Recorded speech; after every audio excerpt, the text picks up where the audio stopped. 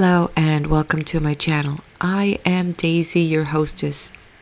In this video, we're going to continue with the book titled Looking Out for Number One, How to Get From Where You Are Now to Where You Want to Be in Life by Robert Ringer.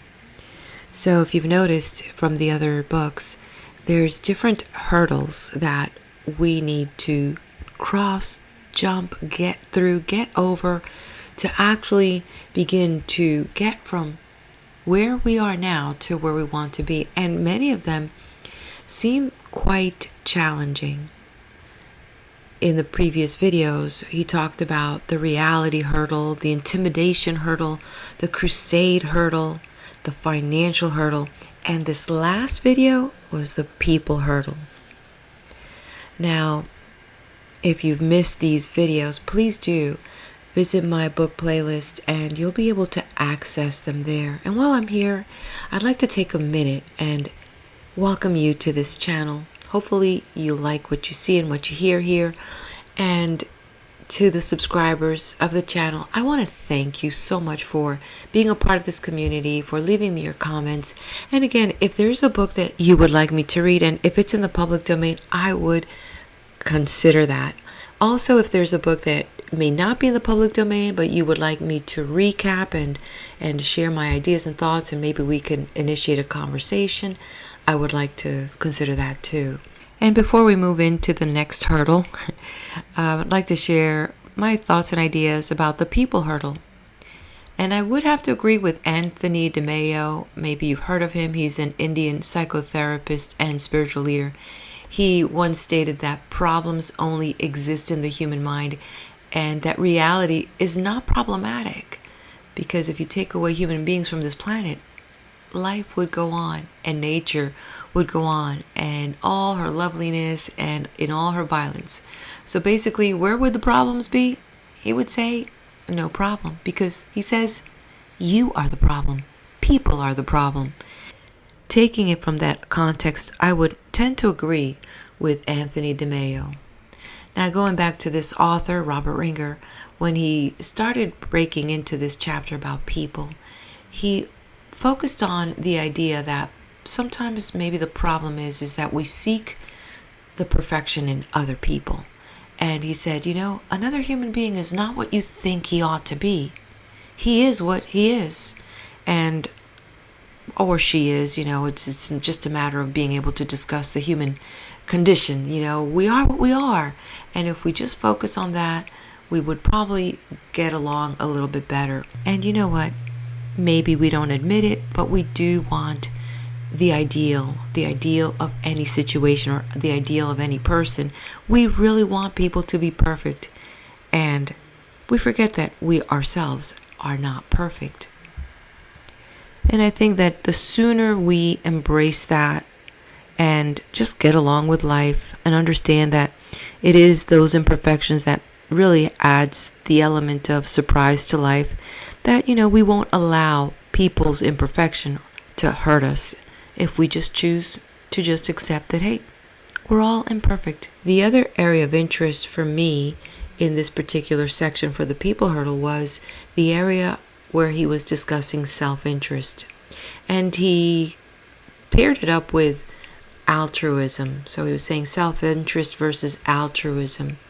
And he was saying that people should not really feel guilty about that self-interest, and definitely when it comes to looking out for number one. And I took pause on this because it really brought me to a new understanding that we are all, in some way or other, really looking out for number one. Maybe we don't express it like we should, or maybe we're shy about it, or maybe we are reserved about really stepping out into looking out for number one. And I liked how he showed an example of Gandhi and also Mother Teresa. And through his explanation, I had a better appreciation and understanding that we all have self-interest. Now, how do you separate that from an altruistic person? And in the sense is that you can do good, and if that good makes you feel good, then guess what? Not only do you benefit, others also benefit from your actions. And in that sense, it is all good. He did mention something about irrational acts of self-interest, which actually could hurt you and also hurt others. And guess what? I'll let you discover that when you visit that video and check it out for yourself. So guess what? We're ready now to move on to this next hurdle, which is, wow, the friendship hurdle. Let's see what this author has to say. So sit back and relax. Dedicated to the hope that somewhere in our universe there exists a civilization whose inhabitants possess sole dominion over their own lives, where every individual has the ability to recognize and the courage to acknowledge reality, and where governments as we know them do not exist. Chapter 7. The Friendship Hurdle. While the previous chapter focused on how to prevent people from causing you pain, the friendship hurdle is about how to find and form relationships with people who can add value to your life. There are more than 7 billion human beings in the people store, and you only need to find a handful of the right individuals to fill your companionship needs. Always keep in mind, however, that you will never find the roses unless you keep the weeds cut down to size. Coping with loneliness. Survey after survey has pinpointed loneliness as one of the biggest problems that most people face. Nevertheless, I believe you have to conquer loneliness before you can excel at cultivating friendships. In other words, the first step towards conquering loneliness is to learn to enjoy yourself. No matter who you are, no matter what you've accomplished, and no matter how many friends you have, the reality is that you came into this world alone, and, like it or not, you're going to go out the same way. Regardless of how close you are to another person, you will always be an entity unto yourself. No one can ever know all there is to know about you. No one can get inside your mind and effect a psychological merger of two separate beings. Someone can be an integral part of your life, but never a literal part of you. Once you understand and accept this reality, you will be much better equipped to put loneliness into proper perspective. Given that you entered the world alone and you will exit alone, it only makes good sense to get to know yourself as well as possible. Once you do, you will have a good understanding of what it means to be never less alone than when alone. In simple terms, you can't enjoy other people until you learn to enjoy yourself. You can't fully appreciate the company of others if the fear of loneliness is foremost in your mind. There's no reason that being alone should be a lonely experience. On the contrary, it can be an enriching experience, provided you like yourself. It would be appropriate to say that it's a matter of becoming friends with number one. Perhaps the best way to look at it is to ask yourself, if I can't enjoy my own company, why should I expect anyone else to enjoy it?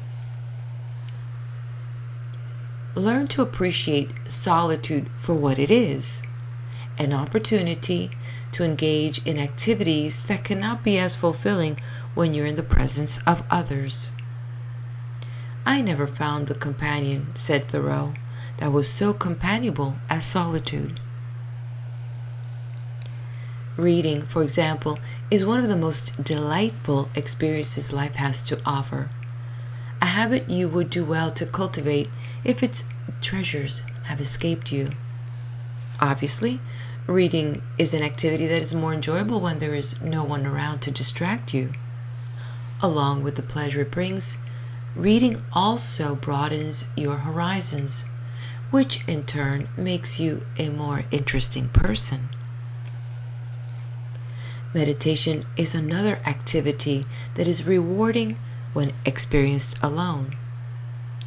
It not only relaxes you, but it can also be a catalyst for bringing forth solutions to problems that you may have trouble handling when others are around.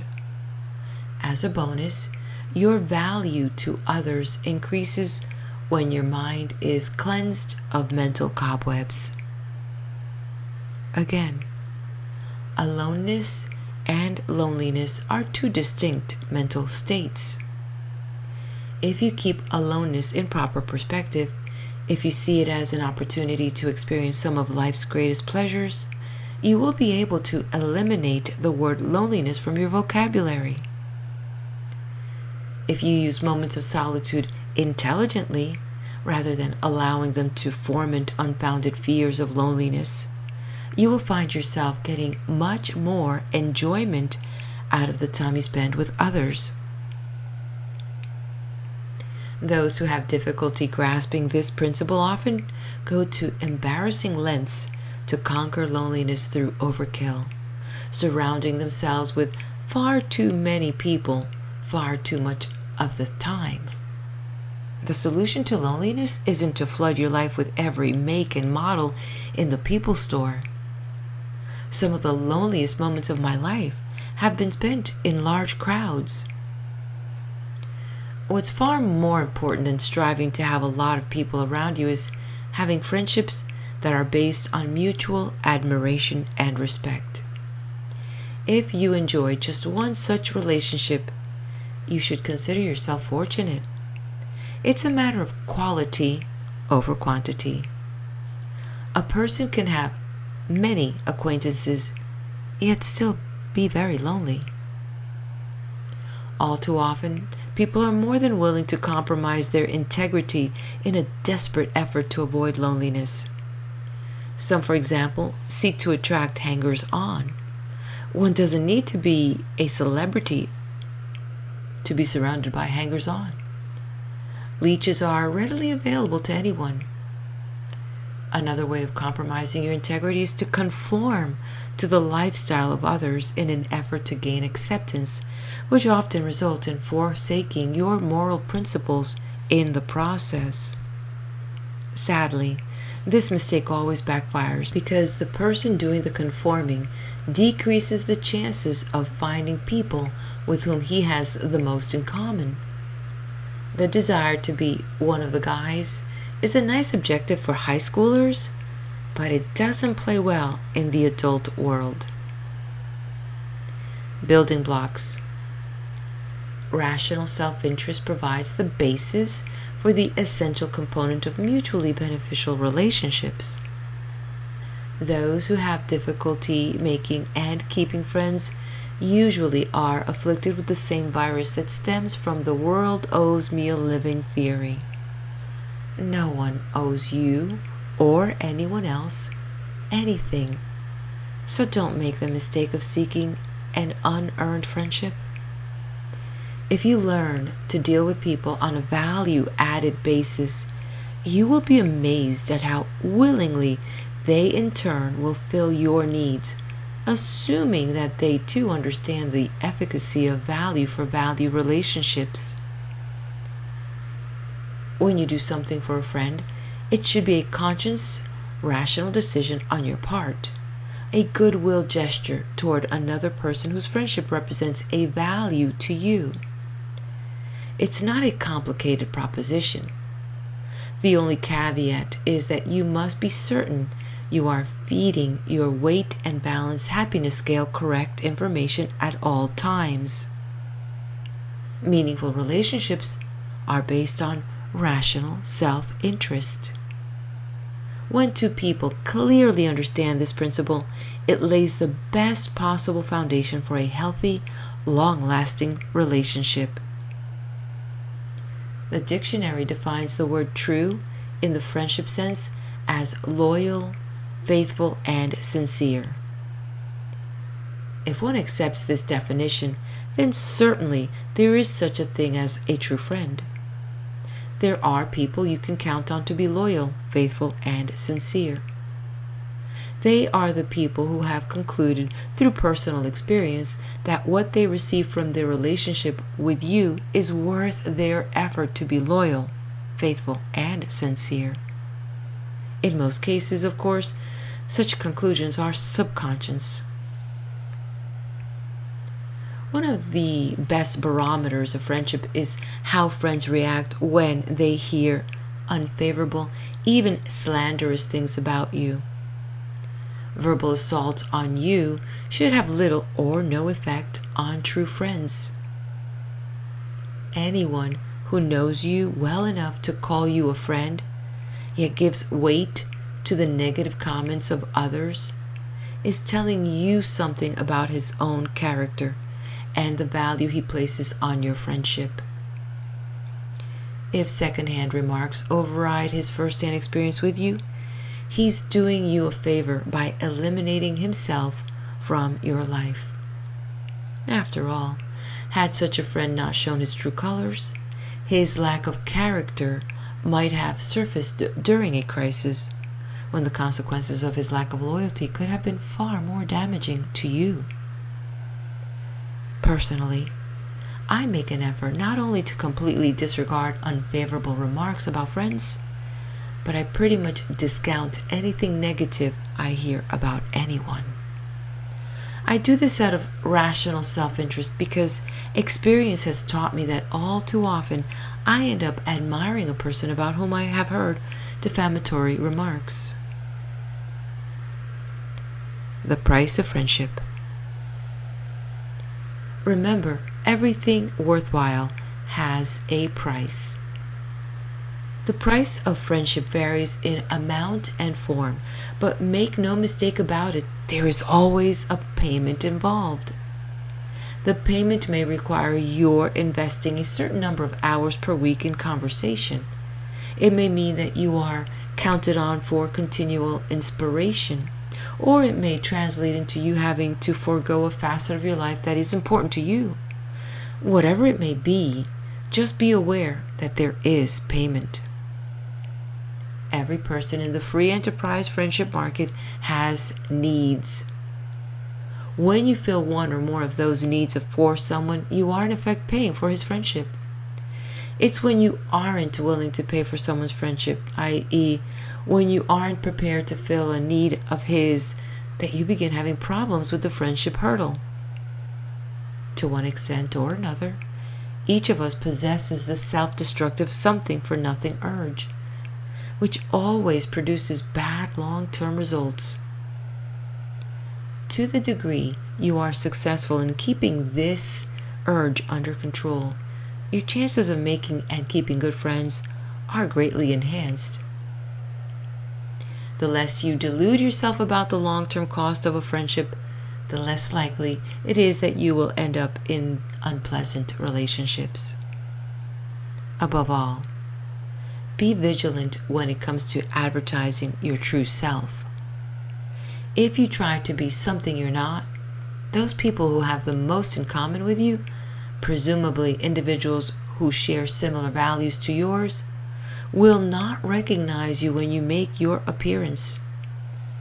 Worse, those whom you would prefer not to have in your life will often be the very one most attracted to your disguise, which can result in dishonest and unpleasant relationships.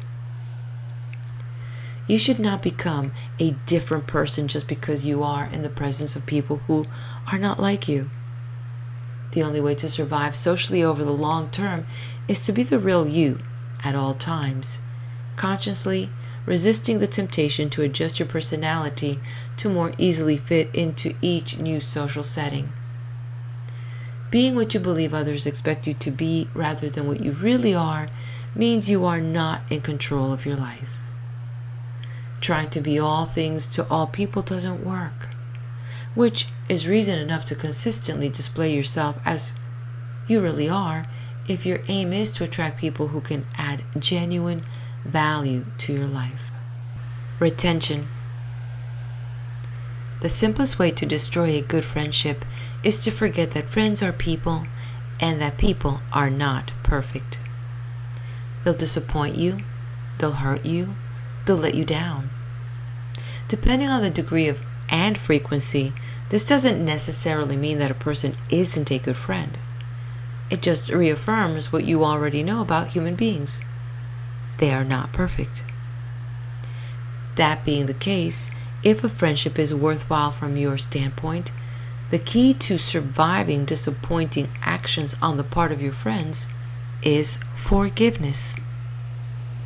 Also, keep in mind that something that disappoints and hurts you might look very different through the other person's eyes. Like all human beings, your friend plays the definition and line drawing games. Though you may have strong convictions that you're in the right, his line drawing, as well as his definitions, will sometimes vary from yours. Of course, if it happens too often, you should probably reevaluate whether your values are compatible enough to sustain a healthy friendship with that person. I seldom have flare-ups with friends anymore because I make it a point to give them the benefit of the doubt. Whenever a friend does something that annoys me, I try to remember that people have been mad at me at times for reasons I felt were unjustified. It therefore seems reasonable to assume that my friend's annoying actions probably weren't meant in a detrimental way. There may be all kinds of extenuating circumstances that could cause a friend to act in a manner that irritates you. He might be having financial difficulties, he might not be getting along with his wife, or it's just possible that you might have done something that irritated him, which is why it's wise to give him the benefit of the doubt. It's not in your best interest to harbor grudges, particularly toward those from whom you derive pleasure. Does this mean you should put up with any amount of unpleasantness a friend may cause you? Of course not. The degree to which you put up with unpleasantness should be reasonably proportionate to the value you place on the friendship. So long as what you derive from the friendship outweighs the cost, it makes perfect sense to forgive and forget. But when it's no longer worth the price, it's probably time to make your exit. Just make sure you don't depart impulsively in a moment of anger when you are reacting emotionally to something you may see in a different light after you've had some time to think through. One moment of anger can produce a lifetime of regret, particularly where friends are concerned. Friendship poisons. I previously discussed some of the dangers inherent in an oversized ego when it comes to financial matters.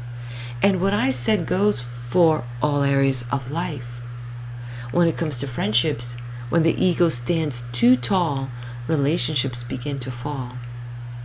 When the dinosaur gets up and steps on your house, just make sure that a valuable friendship isn't inside.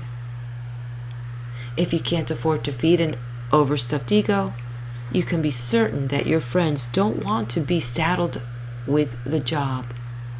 The cost of an insatiable ego can be a loss of friends as well as danger to your financial well-being.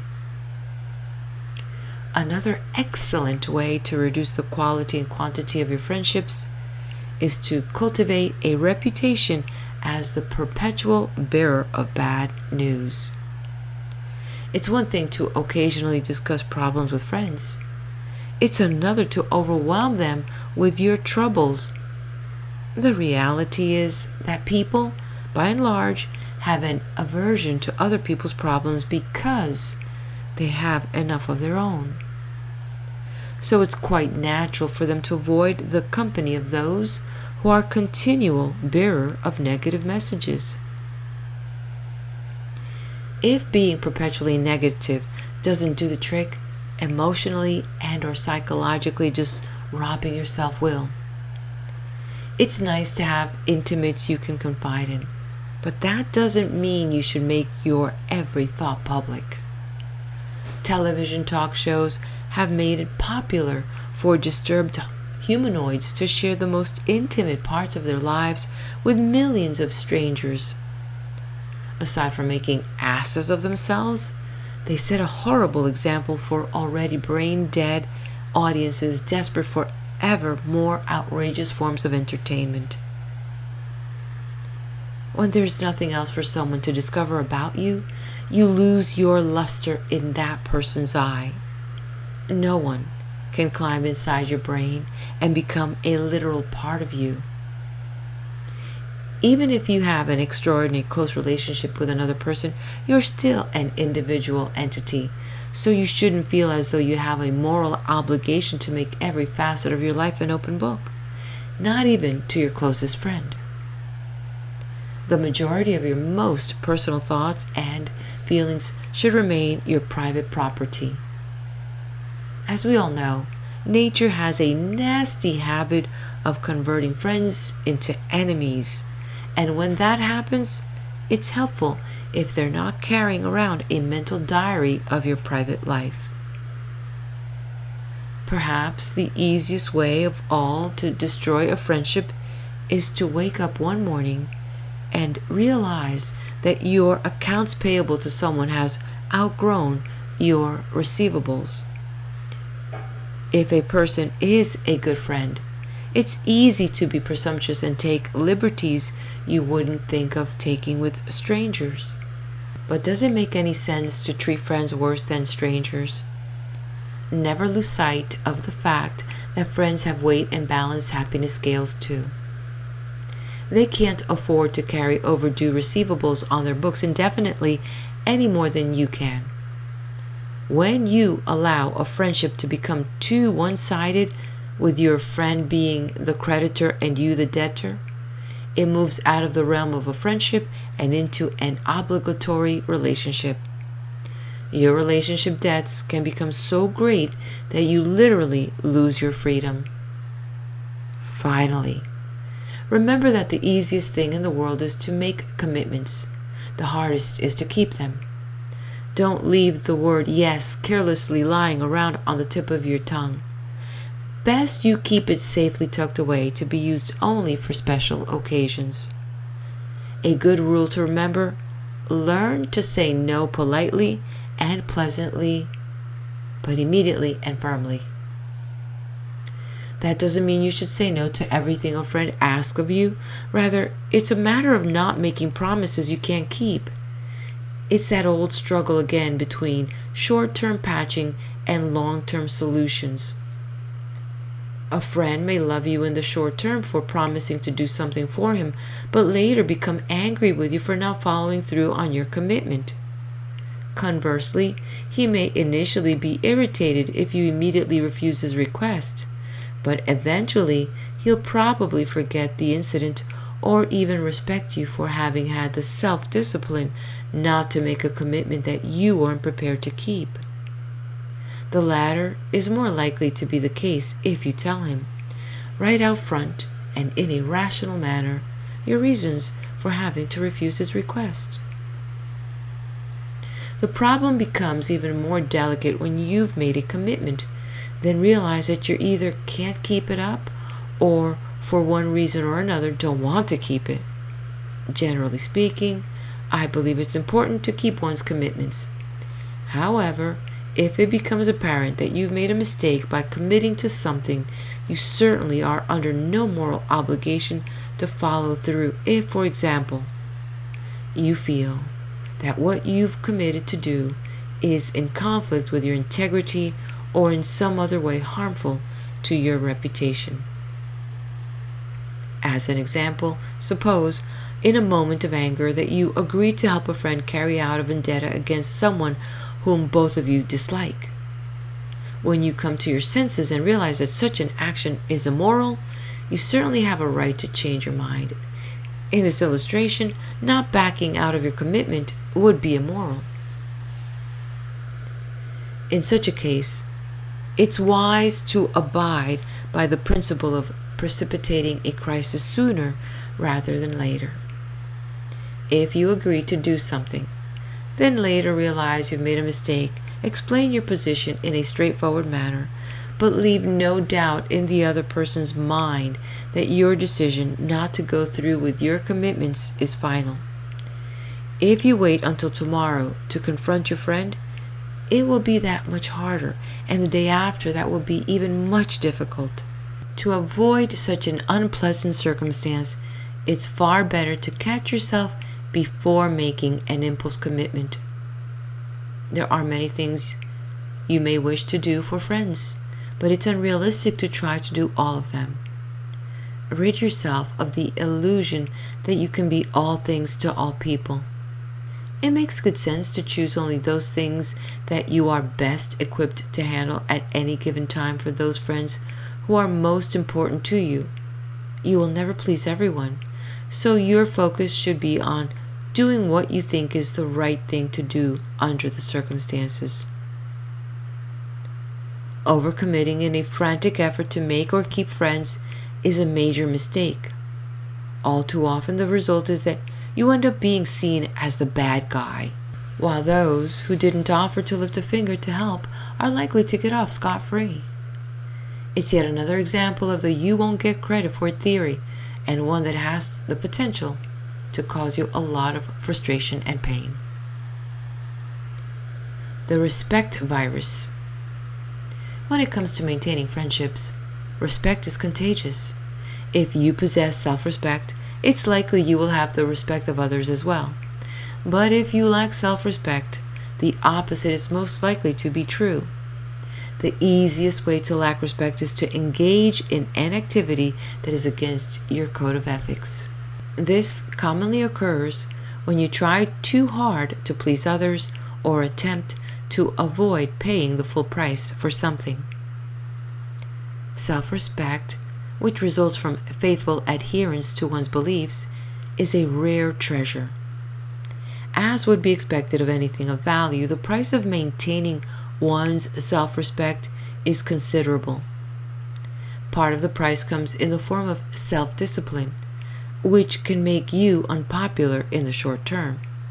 But over the long term, even those who may have chastised you for not going along with something you believed would compromise your integrity will end up respecting you, though not necessarily liking you, for remaining strong.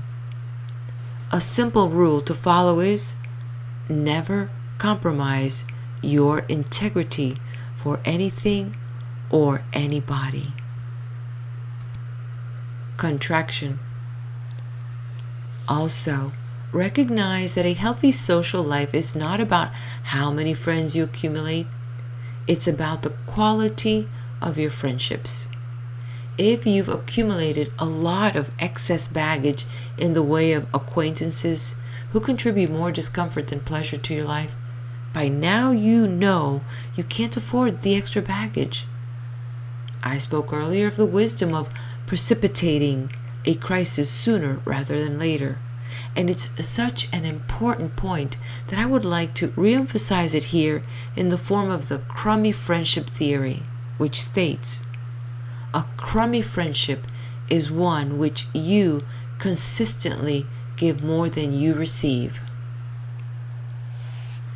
It's okay to give more than you receive for short periods of time, but after a while, it becomes a burden. If you've made the mistake of getting into a friendship that you now realize is going in the wrong direction, cut it off before it gets out of control.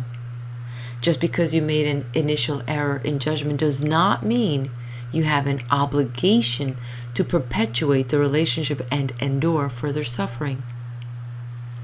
When you try to smooth over irritating situations, they're only likely to get worse. The other person often misinterprets your non-resistance as encouragement, with the end result being bad feelings all the way around when the situation finally comes to an end. As discussed in the People Hurdle chapter, you don't have to yield to everyone who has a desire to enter your private world. And if the wrong person does manage to slip in, it's up to you to take control of the situation. Don't leave the matter of friendship to the whims of others, and don't procrastinate. Take matters into your own hands today. Anyone who causes you problems or discomfort, be he a friend, relative, or above all, an uninvited guest, is an aggressor on your happiness, and no one has a right to commit aggression against you. It is certainly not cruel to exit a relationship that is causing you pain. On the contrary, it is a wise and rational action to do so.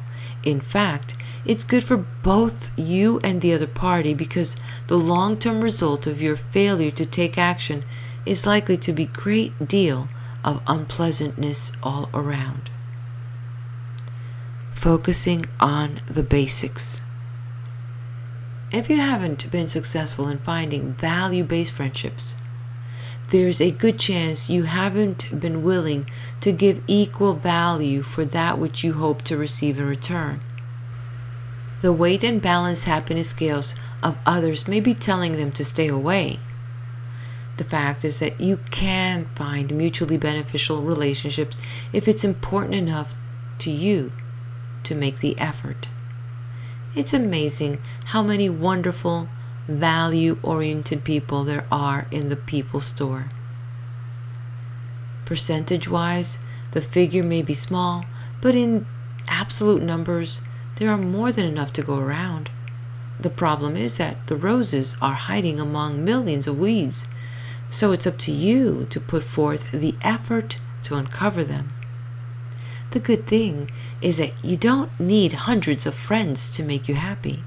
A few truly good friends can more than fill your needs, and your odds of finding just a few of the right kind of people are very good, provided you are willing to expend the necessary effort.